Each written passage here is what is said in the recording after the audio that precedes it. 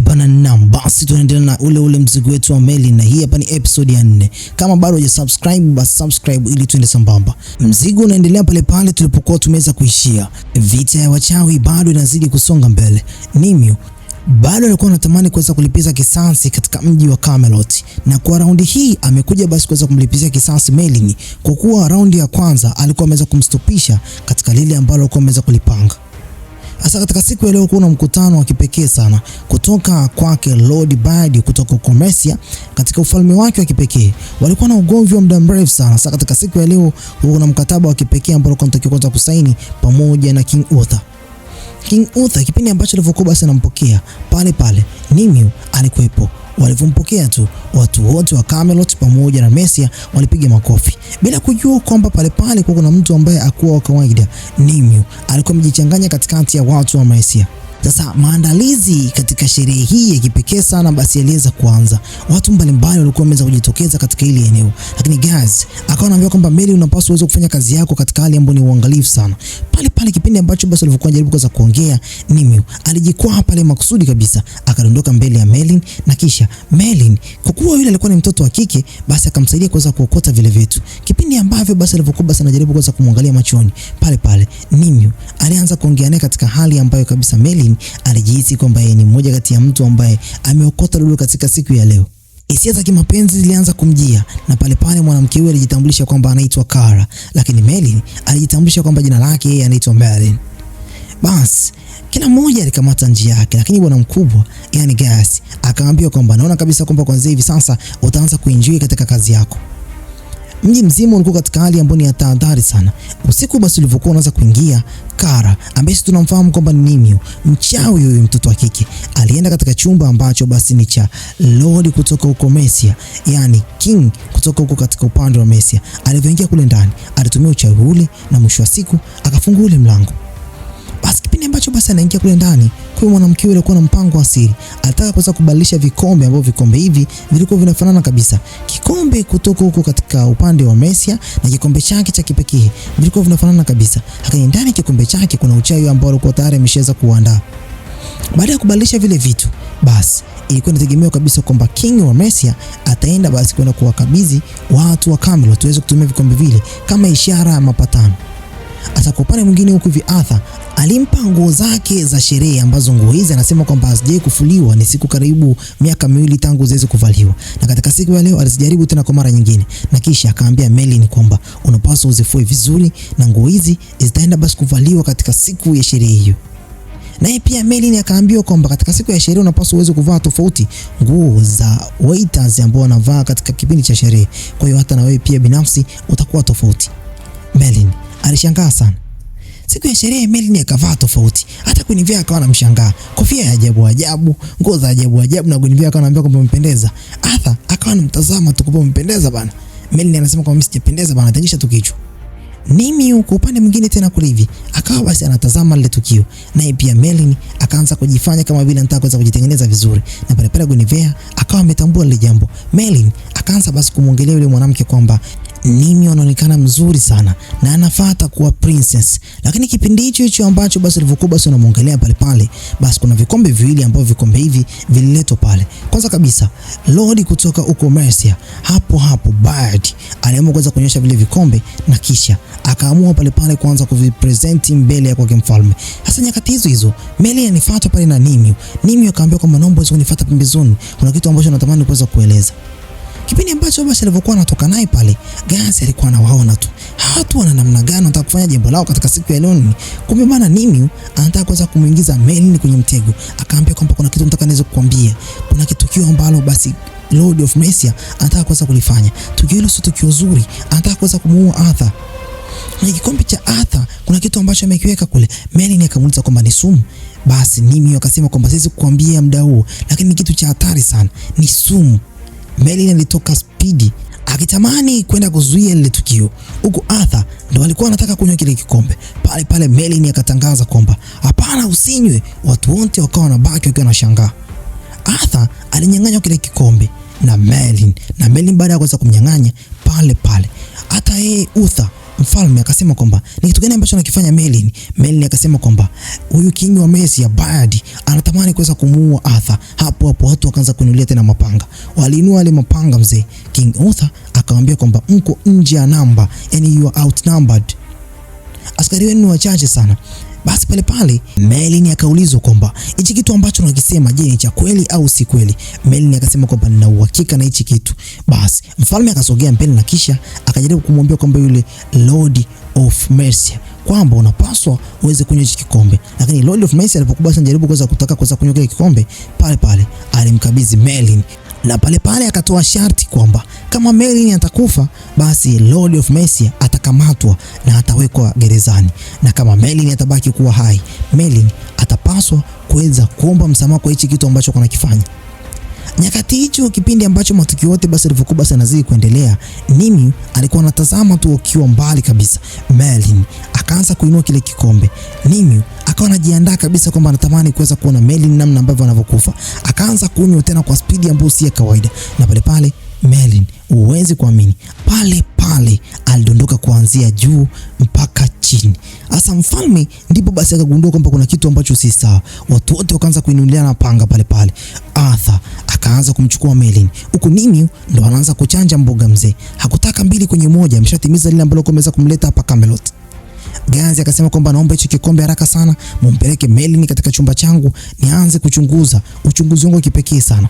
Wakaanza kumvua nguo na kisha Gazi akagundua kwamba katika kile kikombe kuna kitu ambacho si cha kipekee, kwamba kuna kama vile unyoya ambao unyoya huu ni kama vile wa ua hili ni ua ambalo limekaushwa. Inamaanisha kwamba Merlin alikuwa kabisa katika kile kikombe amewekewa sumu. Hapo hapo Gazi akaanza kuingia kwenye vitabu vyake. Mwisho wa siku akagundua kwamba ili ua linatoka katika maua ambayo yanaitwa Mortius, na maua haya mara nyingi zaidi yana sumu kali sana, na maua haya ili uweze kumtibu mtu huyu unapaswa uweze kupata maua ambayo ni mabichi, ili basi uweze kumkorogea dawa yake, na mwisho wa siku Merlin ndipo basi atakapoweza kupona. Arthur akaanza kuuliza kwamba kama Merlin asipokunywa hiyo dawa itakuwaje? Basi Gazi akamjibu na kumwambia kwamba naogopa sana, mtu huyu atakufa. Sasa Arthur akaamua basi kuweza kufuatilia jambo hili. Huku nje Nimue ndo anatoka, yani ameshakamilisha lile ambalo alikuwa ameweza kumfanya aweze kuingia Camelot. Maskini ya Mungu, Nimue alikuwa ameshaweza kumfanyia Merlin mambo ambayo si mazuri. Huku hivi Arthur akamfuata baba yake mzazi Uther Pendragon, akaambia kwamba baba, naomba basi nikamtafutie Merlin dawa kwa ajili ya maisha yake. Baba yake mzazi akasema kwamba huo ni upumbavu, hivi unajua kwamba hicho ni kitu cha ajabu kiasi gani? Merlin, mtu ambaye ni mfanyakazi, unajaribu kuweza kumjali. Arthur alijaribu kuweza kumtetea sana mfanyakazi wake, lakini bado baba yake mzazi aligoma. Akarudi chumbani kwake huko akaanza kuwaza sana, lakini mwisho wa siku akaja na majibu kichwani kwake kwamba nitaondoka na nitaenda kupambana. Baada ya Morgana kuweza kumshawishi na kumwambia kwamba uwezi ukazidi basi kumsikiliza baba yako kila siku, unapaswa pia uweze kuisikiliza nafsi yako. Akaingia barabarani mzee. Walinzi wanajaribu kuweza kumzuia, lakini bado alitoroka. Huku hivi Nimue alijua kabisa kwamba hili tukio litatokea. Alikuwa anatazama kupitia katika eneo lake la uchawi. Maskini ya Mungu, Merlin hali yake iko inazidi kuwa mbaya, lakini bado alikuwa anaongea maneno ambayo si ya kawaida. Anasema tena katika lugha ambayo ni ya kale, ya kichawi kabisa. Pale pale Guinevere akaanza kuuliza kwamba hii lugha gani? Gazi akamwambia kwamba hiyo ni lugha ambayo hata yeye mwenyewe Merlin ajui anazungumza nini. Ni homa tu, alimdanganya. Wakagundua kwamba katika mkono kwa Merlin bado hali ilikuwa inazidi kuwa mbaya. Ile sumu ilikuwa inasambaa kwa kasi ambayo si ya kawaida. Hauwezi kuamini. Gazi akaanza kuingia katika vitabu, akagundua kabisa kwamba hapa Merlin alikuwa amebakiza siku 2 tu na wala sio siku 4 kama alivyomwambia Arthur. Merlin alikuwa anazidi kuwa na hali mbaya kila dakika. Hasa ndipo Gazi akakumbuka kwamba kuna mwanamke ambaye Merlin kabla ya yeye kunywa dawa alikuwa anaongea naye nje ya jengo la ukumbi. Ndipo mwana mkubwa Gazi akamtuma Guinevere aende kumtafuta mwanamke huyu. Akaenda katika sero akatafuta sana, lakini hakumuona yule mwanamke. Akagundua kwamba kuna kitu ambacho si cha kawaida. Huku hivi mwana mkubwa Uther alikuwa anazungumza na Morgana. Kumbe bwana Morgana alikuwa anafahamu jambo lote lile. Asa Uther alichukia sana kwa kile ambacho basi Morgana alichokuwa basi ameweza kukifanya. Na Morgana akamwambia kwamba Arthur ni kijana ambaye anajielewa, anapaswa aweze kutumia maamuzi yake mwenyewe. Arthur ndo amefika katika msitu ambako katika msitu huu anatamani sana kuna kupata hayo maua, na maua hayo yanapatikana katikati ya mpango. Huko hivi Guinevere anampa taarifa Gazi kwamba yule mwanamke hayupo, ndipo Gazi anakuja kugundua kwamba yule mwanamke ni mchawi. Lakini je, aliingiaje pale? Merlin akaanza kutaja jina la kwake Arthur na kusema kwamba Arthur, unajiingiza katika matatizo, tumia nguvu zako na akili zako urudi katika ufalme. Yani Merlin alikuwa anamlinda Arthur, tena hata yeye mwenyewe binafsi akiwa katika kipindi ambacho ni cha hali mbaya sana. Huko viumbe wa ajabu walianza kunguruma na kisha Arthur akaanza kusikia kilio cha mwanamke. Huyu alikuwa ni Nimue aliyekuwa amejifanya kama vile alikuwa ametekwa na kutendea kitendo ambacho si cha kawaida. Arthur alipomkuta pale, alijua kama mwanamke huyu alikuwa ameweza kupitia kipindi kigumu sana. Kumbe alikuwa anajifanyisha tu. Hapo kiumbe cha ajabu kilichokuwa na mabawa kilifika katika lile eneo. Arthur akajiandaa kwa ajili ya kupambana, tena akiwa maridadi kabisa. Hapo Nimue alitegemea kwamba Arthur atakufa kwa kipindi hichi, lakini Arthur alikuwa ni mtu ambaye si wa kawaida. Mapigano yake yalikuwa yako sharp kinoma. Alimuua yule kiumbe kwa kumrushia upanga na mwisho wa siku kiumbe yule alienda down.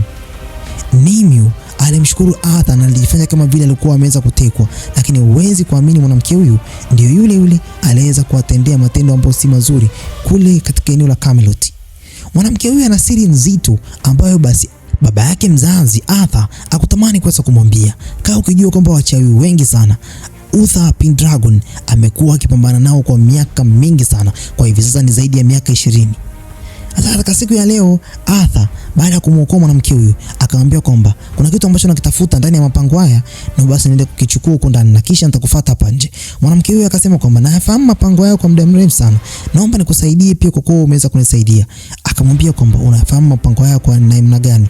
Hapo mwanamke huyu akasema kwamba ninafahamu kuna vitu ambavyo ni vya kipekee sana huko ndani.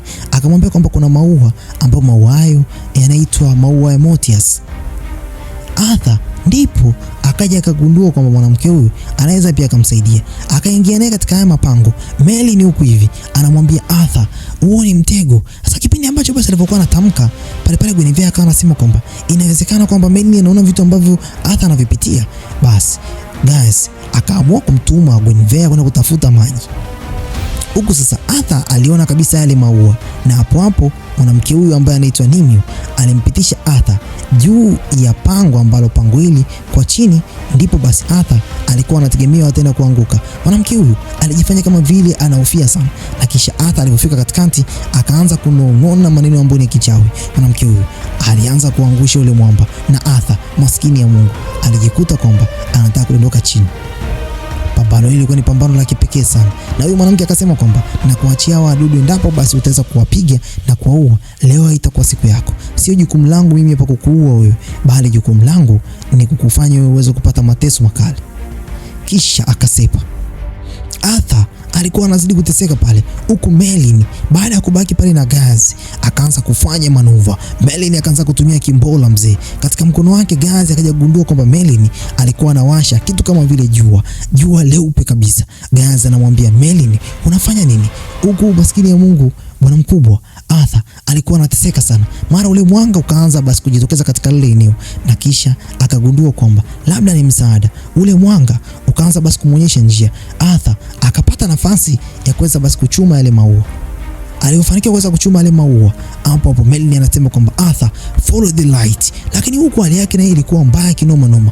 Yupo katika kipindi kibaya, lakini naye mwenyewe binafsi anatamani Arthur aweze kupona katika kipindi hichi. Anampenda kinoma bosi wake. Arthur alifanya juu chini mpaka mwisho wa siku akafanikiwa kuweza kupanda katika mlima mzito kabisa, huku wadudu wakali wakiwa wanazidi kumfuata nyuma yake. Baada ya kufika juu sasa akajiandaa kwa ajili ya mapambano. Hugo hivi bwana mkubwa Gazi baada ya kuweza kuona Merlin akianza basi kutulia pale, ndipo akaanza basi kumwekea kidogo kitambaa katika uso wake. Arthur alitoka speed kinoma kama kiberenge huko msituni, na mwisho wa siku alifika katika ufalme wa Camelot. Maskini ya Mungu alikuta walinzi hawa walimweka chini ya ulinzi. Kumbe bana mfalme alichukizwa na kile kitendo, kwa hiyo aliamua kuweza kumfunga mtoto wake mwenyewe Sero tena kwa wiki nzima. Lakini Arthur akasema kwamba niko kwa ajili ya kumtetea mfanyakazi wangu. Lakini pale babake mzazi akamwambia kwamba ni nini ambacho kinakufanya unamjali sana huyo mfanyakazi? Ni mfanyakazi mwenye thamani gani? Hapo Arthur akasema kwamba mtu yule amesaidia maisha yangu, kama asingekunywa kile kikombe mimi hapa ningekufa. Kwa nini umjali mtu aliyekuwa ameweza kuokoa maisha yangu? Uther alikuwa ni mtu ambaye ana hasira kinoma noma. Yeye mwenyewe binafsi akujua kama mtoto wake mwenyewe anaweza akaongea maneno yale. Pale pale Arthur akatoa maua katika mfuko wake. Lile ua akamwambia kwamba ni sawa kwamba mimi hapa nitabaki katika hili eneo, lakini naomba uweze kumpelekea Merlin ili ua ndo ua ambalo Gaius alikuwa ameweza kunituma. Ninaweza basi likamsaidia mfanyakazi wangu na kuomba baba. Basi pale pale uwezi amini, bwana mkubwa mfalme alikunja lile ua na kisha akamwambia kwamba Arthur, unapaswa uweze kutambua katika akili yako kwamba kuna muda unapaswa uweze kutumia akili timamu, ufanye maamuzi wa kutumia akili, na kisha akalitupa lile ua pale nje. Arthur alipambana mpaka mwisho wa siku akalikuta lile ua kupitia mkono wake, akalishika na akalificha. Huku hivi Gaius pamoja na Guinevere anarudi pale hivi, anaanza kumwambia kwamba vipi, mbona Merlin bado hajapona? Gaius anasema kwamba mimi sielewi. Je, vipi Arthur amerudi? Hasa binti anamwambia kwamba labda atakuwa amerudi, lakini alipotoka nje akaanza kumtafuta, hajagundua kwamba Arthur alikuwa amefungwa yuko sero. Akapeleka chakula, akasema kwamba chakula hichi ni chakula cha mtoto wa mfalme. Mwanamke huyu alipoingia pale ndani, Arthur akatoa amri, nenda kanawekea chakula changu pale. Hapo hapo binti akaenda kuweka chakula pale mezani. Arthur akasimama na kisha akamwambia subiri hapa nikakague hichi chakula. Sasa kumbe bana alipoenda basi kuangalia kile chakula, akasema kwamba subiri hapo mlangoni, usitoke nje. Binti alipokuwa basi anasubiria na mlinzi alikuwa anamzidi kumsikilizia pale pale, akasema kwamba hichi chakula ni kibaya, siwezi kukila, naomba kitoe nje. Maskini ya Mungu Guinevere alipokuwa basi anatoka, akaja kugundua kwamba kwenye kile chakula kuna maua. Ndipo akamwangalia Arthur, na Arthur kumbe bana naye basi akaanza kucheza mchezo wa pata potea. Guinevere akatoka na kile chakula, na kisha katika kile chakula alipokuwa anatoka nje hivi, mlinzi mmoja akakifuata, akaanza kukikagua. Basi baada ya kukikagua kwa muda mrefu sana, akachukua kipande kimoja cha keki na kisha akamwambia Guinevere, vipi, mbona kama unanitazama sana? Mtoto wa mfalme amekataa kula hiki chakula, acha sisi hapa tule. Nyakati hizo ambacho basi Guinevere alipokuwa basi anashuka pale pale, aliingia mwanamke mwingine akasema kwamba hichi ni chakula cha mtoto wa mfalme, yani prince. Guinevere akaambiwa simama hapo. Guinevere alitupa ile sahani huko chini na kisha akakimbia. Akaja basi akaleta lile ua katika chumba cha kwake Gaius. Gaius alivolishika tu lile ua, akamwambia pale pale Guinevere kwamba tunapaswa tuweze kutumia uchawi kwa ajili ya kuweza kumsaidia Merlin. Alikoroga lakini huwezi kuamini, bado uchawi ulikuwa unahitajika. Gaius anajua namna ya kutumia uchawi. Akamwambia Guinevere kwamba naomba tutumie uchawi katika siku ya leo. Guinevere anasema kwamba huhitajiki uchawi katika mji wa Camelot, hairuhusiwi. Akamwambia kwamba napaswa niweze kutumia kwa ajili ya kuweza kumsaidia Merlin. Guinevere akasema kwamba hapana, sitaweza kuruhusu jambo hilo, tukikamatwa na mimi pia nitauawa. Guinevere pale Gaius akamwambia kwamba naomba kaniletee maji kidogo, tena maji ambayo ni masafi. Basi Guinevere alipotoka nje, Gaius akaanza manuva. Huyu mzee ni mchawi bana, anaujua uchawi kinoma noma. Akaanza kunong'ona maneno ya kichawi. Raundi ya kwanza alishindwa.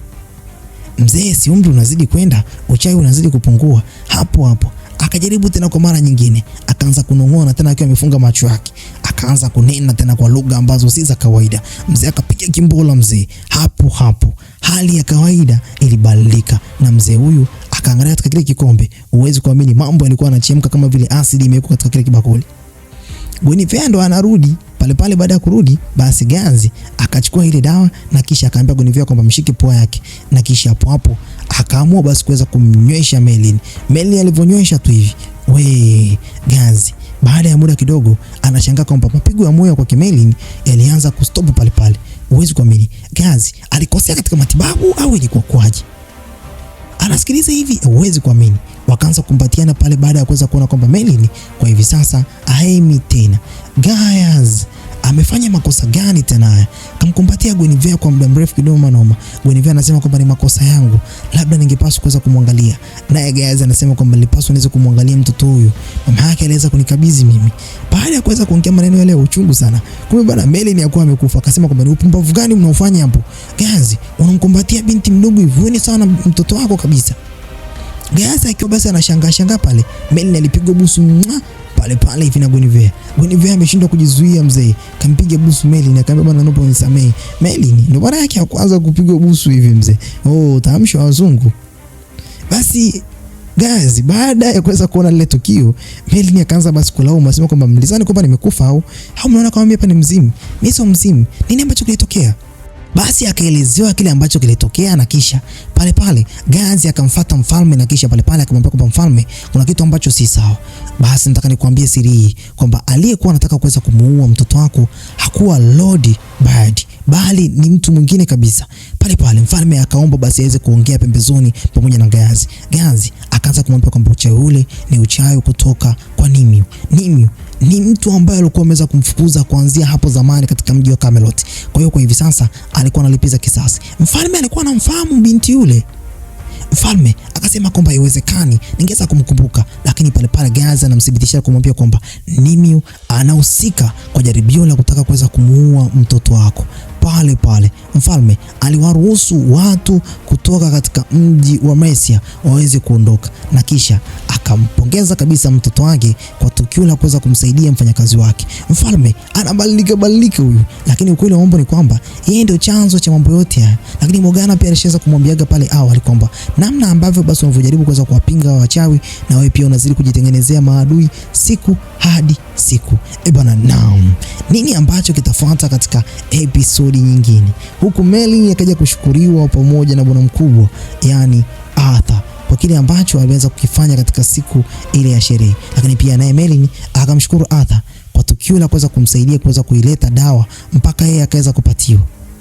Merlin pamoja na bwana mkubwa Gazi walizidi kuweza kujipanga kwa safari nyingine.